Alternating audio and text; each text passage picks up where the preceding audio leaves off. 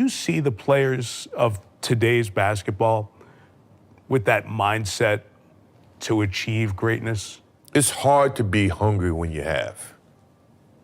Simple as that. I mean, if you don't have, you are willing to do whatever you have. Why is ring culture so much more prevalent in the NBA than in other sports? It's funny, I don't know. I don't know why it's discussed so much in our sport and why it's the all be all of everything. You have a guy making 75, 80, 90, God forbid, $100 million a year to play basketball. Right. And the guy says, I'm going to rest tonight. At some point, the fans going to be saying, hey, you know what? Yeah, I've had enough. If this dude don't care about me, and that's the one thing that concerns me going forward. Man, we're the luckiest dudes in the world to play basketball. We're the luckiest dudes in the world. If you look at sports landscape, nobody get paid better than basketball players. Nobody. And it's just basketball. At the end of the day, it's just basketball. NBA legends just humiliated the entire modern generation of players, and what they revealed cannot be argued with. Magic Johnson, Charles Barkley, Shaquille O'Neal, Kevin Garnett, and Michael Jordan himself are done staying quiet. And they're exposing everything wrong with today's NBA, the load management excuses, the brand obsession, the buddy-buddy culture that's killing real competition. And here's the number that ends every argument. My mental approach was go in, do my job, be the best basketball player I can be, and all the chips and everything outside of that, I had people that was handling that, But basketball court, I'm handling it, right? And now it's like, it's a prerequisite. Everybody has to have a logo. Michael Jordan played 13 seasons and won 6 championships, 6 finals MVPs, 5 regular season MVPs, and 10 scoring titles. LeBron James and Kevin Durant have played a combined 39 seasons, nearly 3 times longer, and together, they still can't match what Jordan accomplished alone. When these legends finished speaking, there was nothing left for modern players to say. Jordan just revealed something in his first major public appearance since retiring that proves exactly why today's stars will never touch his legacy. When modern players heard what he had to say, they didn't just disagree, they laughed at him. That response exposed everything wrong with this generation, and legends are making sure the world sees it. Jordan sat down with Mike Tirico and dropped a bombshell that nobody talks about anymore because it doesn't exist in today's NBA, something called the love of the game clause. Here's what it meant, and this will blow your mind. If Michael Jordan was driving down the street and spotted a pickup game happening at a park, he could pull over, jump in, and play. And if he got hurt, his entire contract stayed fully guaranteed. His love for basketball ran so deep that he made sure no team could ever stop him from playing anywhere, anytime, with anyone. Your love of the game is still there. I can feel it from you, right? How did that love of the game fuel your career? It was the basis of my career. My love of the game within my contract, which, I'm pretty sure most contracts now, I'm actually positive now, don't have that clause within the contract where... You had a clause in your contract. Love of the game contract, right, that if I was driving with you down the street and I see a basketball game on the side of the road, I can go play in that basketball game. And if I get hurt, my contract is still guaranteed. I love the game so much that I would never let someone take the opportunity for me to play the game away from me. It might not be in the team's best interest, in your best interest, to play all 82. Is that something you've thought about at all since you made the goal? That's a goal, but we'll see. The next day. I'm available to go and be in the pro. If OBJ shows up, he might score 100. Think about that for a second. This man was making tens of millions of dollars with everything to lose, and he insisted on a contract clause that let him play random pickup games because he couldn't stand the idea of anyone telling him he couldn't play basketball. That's not business strategy. That's pure love for the game, the kind of love that modern players don't understand. Today's NBA looks completely different. Teams won't even let players ride motorcycles or go skiing, and insurance policies ban dozens of activities while players get fined for playing pickup games without permission. The entire system revolves around protecting the investment, keeping guys bubble-wrapped until game time. Jordan went the complete opposite direction and told his team straight up that nobody would ever take away his opportunity to play basketball. And that's how deep his commitment ran. Here's what separates Jordan from everyone playing today, and the numbers don't lie. His rookie year saw him play all 82 games, not 75, not 70, all 82, and that wasn't unusual for him. Over his career, Jordan played every single game 9 different times, 9 full seasons where he never missed once. Now compare that to the guys who claim they're chasing his legacy. LeBron James has played all 82 games exactly 1 time in 22 seasons. Kevin Durant has done it 3 times in 17 years. And Stephon Curry has never played a full season in his entire career. These are supposed to be the players challenging Jordan for the greatest ever title, and they can't even show up consistently. You play basketball 2.5 hours a day, 3 hours a day, right? That's your job. That's what you get paid to do as an NBA player. What are you doing the other 21 hours? I mean, to me, that's when you should be preparing for your next day of work. Jordan explains something that cuts right to the core of why today's players will never reach his level, and it comes down to how you actually get better at basketball. His summers were spent playing real games, pickup runs, scrimmages, competitive basketball where nobody's holding back, and that's how he sharpened his skills. He told a story about Larry Bird spending an entire summer working on his left hand, but Bird didn't do it by shooting alone in a gym with a personal trainer. He did it by playing actual basketball games. Players probably don't play. Now, they get individual attention with their trainer. Sure. You know, to go out and shoot 100 shots or 1,000 shots. I found it to my benefit was go play basketball, man. That's what you did. That's what you grew up doing. Larry Bird took a whole summer to work on his left hand, right? He did it by playing basketball.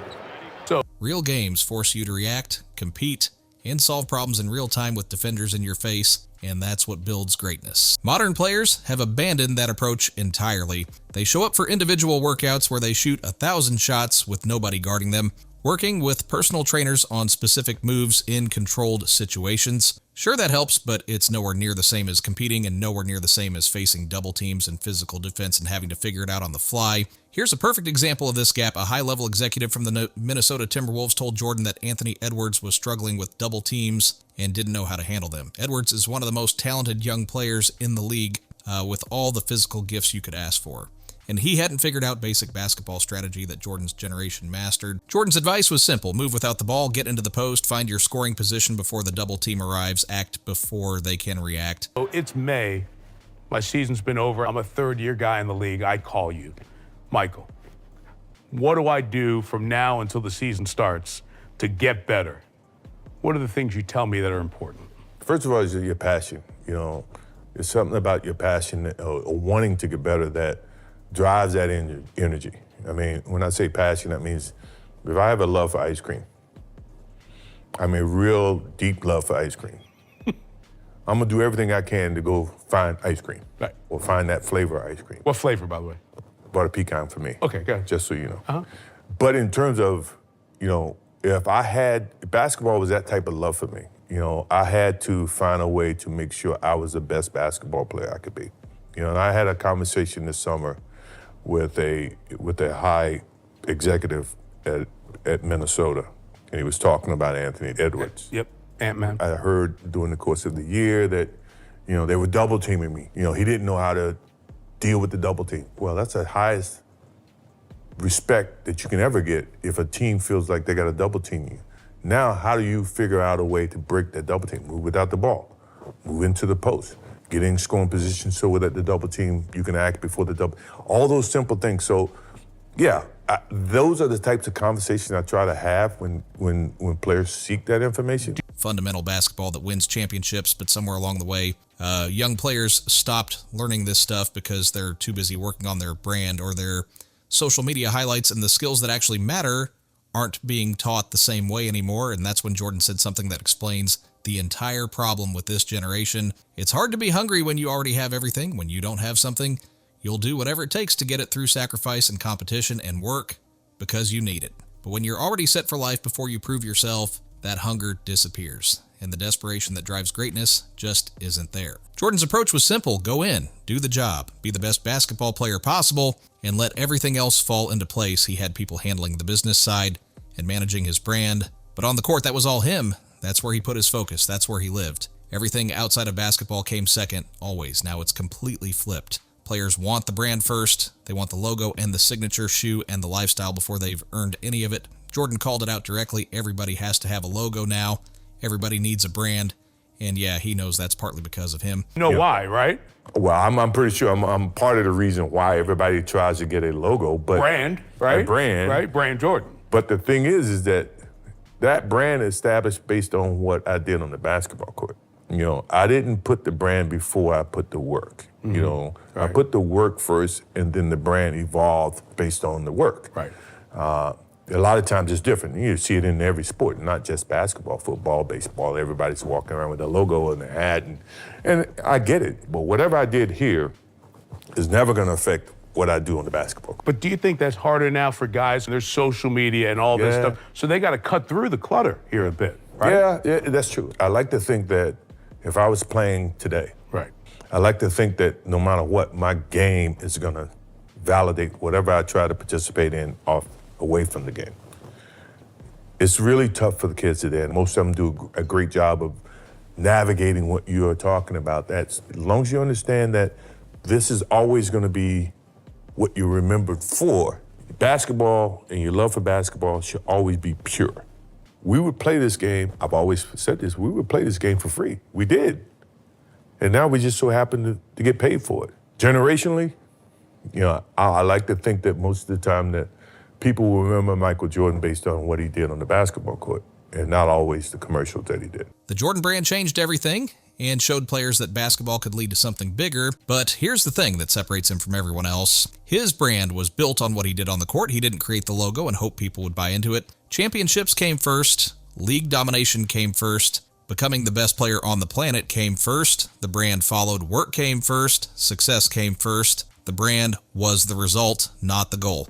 Today it's backwards. Players are building brands before they've accomplished anything, pushing logos and catchphrases and merchandise lines while they're still trying to figure out how to win. When you focus on building a brand instead of building your game, you're doing it wrong because the brand should validate what you do on the court, not the other way around. Too many guys have it twisted and think if they market themselves right, the success will follow, and that's not how greatness works. The social media era made everything worse. Players care more about their highlights going viral than winning games, more worried about their off-court image than their on-court performance, sitting out games to stay fresh, but showing up for every sponsored post and brand event. The priorities are completely messed up, and this is where NBA legends started going nuclear. Stacey King, who won 3 championships playing alongside Jordan, renamed LeBron's podcast the Cry Me a River Show. He said something that cut straight to the bone.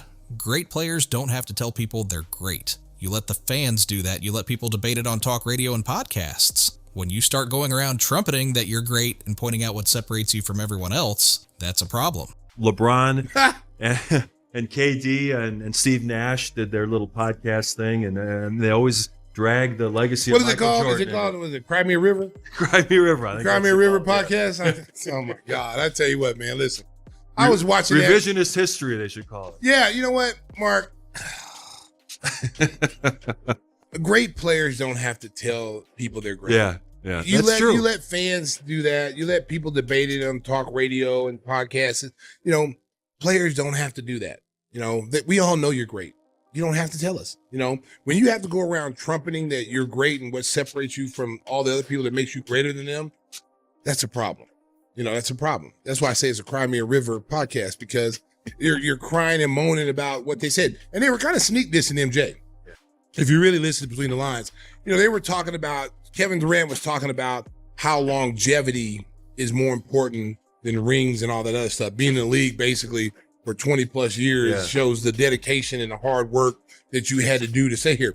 But he failed to mention, the load management and this guy only playing in no more than 3 times in his career, 82 games in a season. Yeah, right. LeBron's only played 1 time 82 games in a season. MJ 9 times in his career played 82 games, plus the playoffs and championships that goes into 115 games.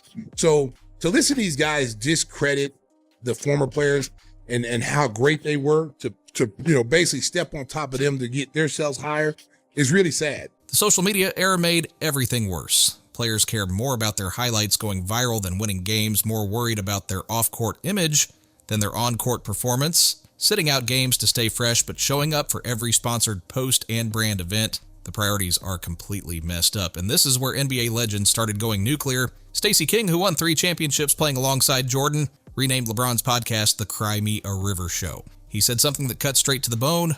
Great players don't have to tell people they're great. You let the fans do that. You let people debate it on talk radio and podcasts. When you start going around trumpeting that you're great and pointing out what separates you from everyone else, that's a problem. You know who never had a podcast to convince people of his greatness?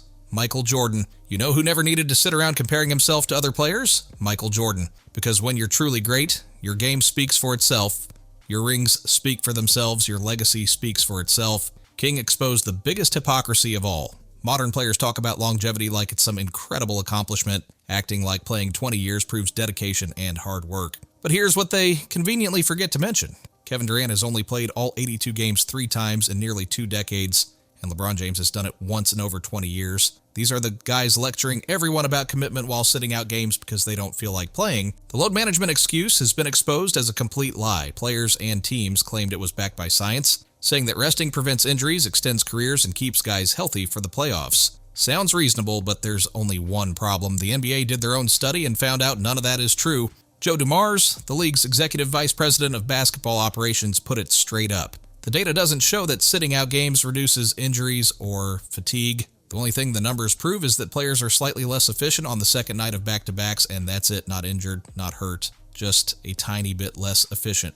Like you mentioned a little bit about today's game, because we had Club on here and he talked about load management. He said, I don't know what the hell that is. Where is it going? And that's number one. And number two, how do we get it back? Even for me, I love the NBA game, but then I turn on to a game, right? And then the stars are not playing because of load management. It's hurting the game.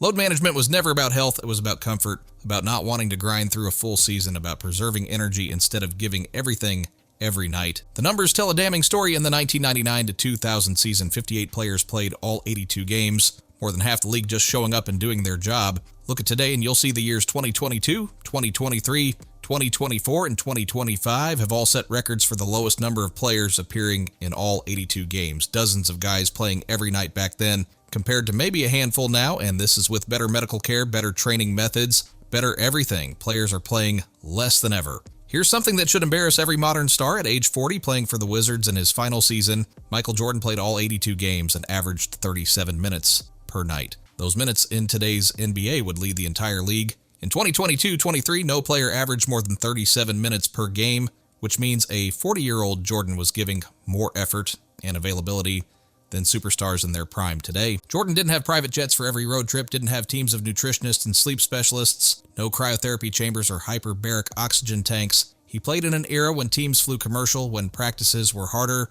when the game was more physical. He still showed up every single night, which makes you wonder what today's excuse could possibly be. Magic Johnson has been diplomatic about the modern game for years, usually finding something positive to say and trying to build bridges between eras. But even Magic reached his breaking point because he sees something fundamental missing from today's NBA: real competition. Magic explained what made his era special. When the Lakers and Celtics met, it meant something. He and Larry Bird genuinely hated each other during the season, and that hate drove them to greatness. Fans felt it, and the entire country stopped to watch because every single play carried real emotional weight. Magic put it plain, he hated Larry, and every Celtic really didn't like them. What's happened to the rivalries in today's game? We don't hate each other. That's they don't like. See, I hated Larry and every Celtic. I really don't like you, but you're my little brother. Now I love you because you're out of that green and white. That's what it was, right? The Celtics, Lakers hate each other, disliked each other. So it made for great TV and people tuning in. And now I don't know if it's AAU, I don't know what it is. Now everybody's shaking each other's hand. Everybody like each other, won't go at each other like really hard. Even that's what happened to the All-Star game, see? Yeah. See, the All-Star carried into the All-Star game. Right there. See, we hated the East. Right. I'm coming to bust you. Right. Michael, Isaiah, Dr. J. You can't have one over me. See, I'm coming to get that. Now, okay, Magic, this is what I said. Let him score 200 to 200. What is that? Now he loves Bird because he's out of that green and white, and that's what it was. The Celtics and Lakers hated each other, and it made for great TV, and people actually tuned in. Now look at today. Everybody's shaking hands before the game. Everybody's best friends on social media. Players going to each other's parties, vacations, business ventures. There's no real rivalry, no real hate, no real competition. When stars sit around laughing together on podcasts instead of trying to destroy each other on the court, it confirms everything Magic has been saying. These guys don't have that competitive fire, don't have that edge. They're more worried about their podcasts and their brands than actually being great at basketball. Magic connected it directly to why fans are turning off games, saying the viewership numbers are going down and these guys better wake up. Fans can see through it. They know when players don't care. They know when the competition isn't real. They're voting with their remotes, turning off games and tuning out Why would you pay money or spend time watching players who clearly don't care as much as you do? Charles Barkley took it even further because to him, this represents a fundamental problem destroying the entire league. Modern players care more about their brands than basketball, more about being liked than being great, more about business deals than championships. Barkley didn't hold back. If you're making $56 million a year and just saying you're only going to play 2 out of 3 or 3 out of 4 games, at some point the fans are going to wake up. You're charging them hundreds for tickets. So why should they care if you don't care? That's the reality. Fans are paying insane prices buying jerseys, scheduling their lives around watching their favorite players, and those players sit out because they're resting or don't feel like playing that night. It's a slap in the face. Barkley pointed out something most people don't realize. NBA players are the highest paid athletes in professional sports with an average salary of $10 million, and most teams have 5 to 7 players making $20 to $25 million a year. Compare that to baseball, where maybe 5 guys on the entire roster make big money. Basketball players work the least and get paid the most, playing 82 games compared to baseball's 162, 3 to 4 games a week instead of 6 or 7. They still complain about needing rest. You know, the fans are there to watch me play. I want to impress that guy way up on top who probably worked his ass off to get a ticket or to get money to buy the ticket. You really cared about the guy who sat in the top deck at the Palace in Auburn Hills to watch you when you came to Detroit? Yeah, because I know he's probably yelling at me and I want to shut him up. So if the guys are coming to watch me play, I don't want to miss that opportunity. Now, physically, if I can't do it, then I can't do it. But physically, if I can do it, and I just don't feel like doing it, that's a whole different lens. Kevin's a great player. I think that his legacy is complicated. You know, I don't like any guys who join super teams. I'm biased against LeBron when it comes to comparing him to Michael, joining Dwayne and those guys. Because, you know, when we had this debate, and LeBron's amazing and spectacular, but I was like, Michael didn't join anybody. He just kept getting his ass kicked and got bigger and got stronger and finally knocked the wall down. And, you know, Kevin, who's a great player, you know, other than the fact when he joined the Warriors, he hasn't been successful anywhere else.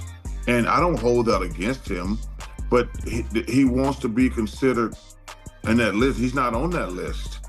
He's not on that list. He's a great, great player, but he's not on that list. He wants to be like, wow, he's not in a GOAT conversation, because you're not, plain and simple. Damn. You had great success when you joined the Warriors, but not only did you not have success, you actually flamed out in those other places. You got swept last year in the playoffs. You didn't even make the play-in this year. Shaquille O'Neal brought a different angle because his issue is about toughness, about physicality, about being willing to dominate and take contact. When Shaq looks at today's game, he sees soft players who avoid the paint, players who settle for threes instead of establishing position down low, players who would rather shoot step backs than bang in the post. Shaq put it this way: if you have a skilled big man playing in the post, you can't tell him it's not a high percentage shot. Right now, there are a lot of unskilled guys trying to play the post who don't like taking contact. Modern players don't want to feel contact, don't want to battle in the paint. They want the easy three-pointer, the highlight, the social media clip. They don't want to do the dirty work that actually wins championships. Kevin Garnett and Paul Pierce added something nobody else was talking about, which was conditioning. They don't believe modern players are actually in good enough shape to play full seasons, and the evidence backs them up completely. Garnett said he doesn't think the NBA player today is in tip-top shape. They think they're in shape until they talk to guys who are actually in shape. Back in his era, they practiced every single day at game speed, full 5-on-5 scrimmages with contact and intensity for hours. And that's how you build the conditioning to play 82 games plus deep playoff runs. Now players come in and do individual work with a trainer for 30 minutes, maybe an hour at half speed. They expect to play a 2-hour game at full intensity and not break down, and it doesn't work that way. Garnett got specific and talked about calf muscles, how they're your brakes, your acceleration, your entire foundation for movement. Modern players don't even do calf raises anymore. They skip the fundamentals, skip the boring conditioning work that actually keeps you healthy. Then they wonder why they're always hurt and need to load manage. Pierce backed him up and pointed out that guys used to play through injuries that would have today's players sitting out for weeks. Here's where this debate ends, because the math doesn't lie, and this is what completely destroys the longevity argument that modern players keep pushing. Michael Jordan played 13 full seasons when you account for his retirements. In that time, he won 6 championships, 6 finals MVPs, 5 regular season MVPs, 10 scoring titles,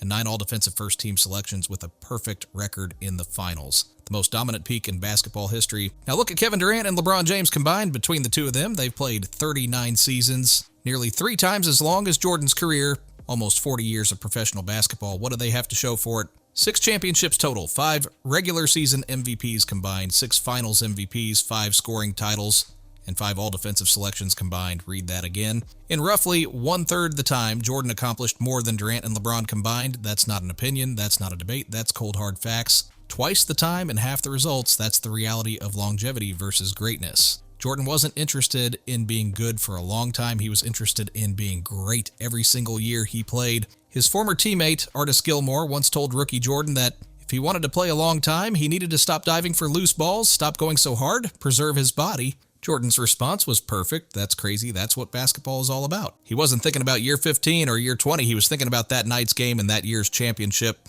Jordan said it himself. If he burned out, he burned out. And if his career ended up being shorter because he gave everything every night, so be it. He wasn't trying to play forever. He was trying to maximize every single season he had. That philosophy is exactly why Jordan's legacy can't be touched. Larry Bird had the same mentality, gave everything every night, dove on the floor, played lockdown defense, did whatever it took to win. His career was shorter because of it, but nobody questions Bird's greatness. Nobody says he should have paced himself more. The intensity and dominance were what made him legendary. Modern players don't get that.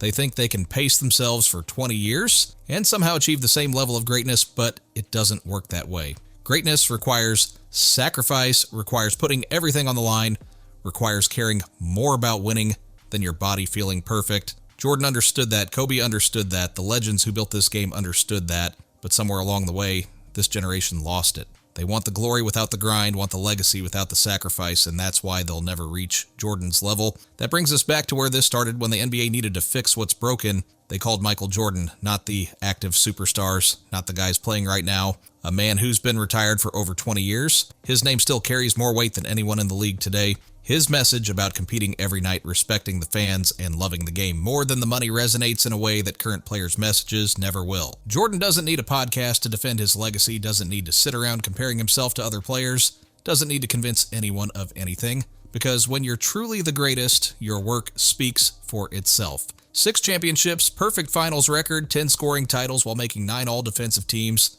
the highest peak anyone has ever reached. That's his response to every debate, not words. Not arguments, just results. When people talk about the greatest player of all time, the conversation still starts with his name, and every new superstar gets measured against him. Every championship run gets compared to his. No amount of longevity will ever change that. No amount of seasons played or total points scored will shift the narrative. People remember peaks, they remember dominance, they remember greatness, and Jordan's peak was higher than anyone's. NBA legends just sent a message to every player in the league. Respect the history, respect the sacrifice, respect the game, or get exposed, because greatness recognizes greatness, and when you're not great, everyone can see it. No amount of load management will hide it. No amount of podcasts will change it. You either dominate or you don't. You either show up every night or you don't. And right now, this entire generation just got humiliated by the legends who actually know what it takes. If you think these legends are right about what's wrong with today's NBA, hit that like button. If you're tired of players who care more about their brands than winning championships, drop a comment below. Make sure you subscribe because the greats aren't staying quiet anymore, and this conversation is just getting started.